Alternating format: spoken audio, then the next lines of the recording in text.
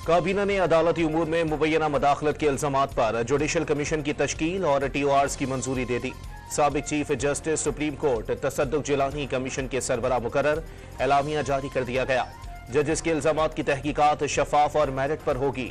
सरबरा commission justice retired Tassaduq Jilani की Dawn news से गुफ्तगू। गुजरांवाला की इंसदादी दहशतगर्दी अदालत ने 9 मई को हसास तंसीबात पर हमले और जलाओ घिराव के मुकदमे में गिरफ्तार 51 मुल्जिमान को 5-5 साल कैद की सजा सुना दी। 10-10 हजार रुपए जुर्माना भी आए।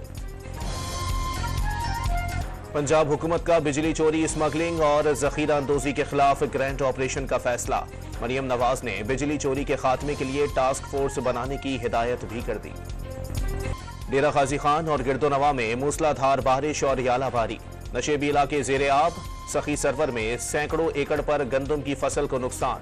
इस्लामाबाद में भी गरज चमक के साथ तूफानी बारिश।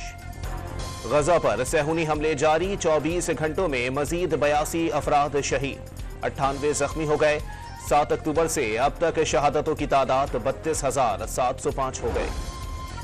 लबनान में गोला फटने से अक़वाम मुत्तहिदा आमन मिशन के 4 एहलकार जख्मी। हमला इसराइल ने किया, लबनानी मीडिया का दावा। इसराइल ने हमले की तरदीद कर दी। इमरान याकूब मिन्हास कराची पुलिस चीफ तैनात। खादिम हुसैन रिंद को एडिशनल IG ऑपरेशंस का चार्ज दे दिया गया, नोटिफिकेशन जारी।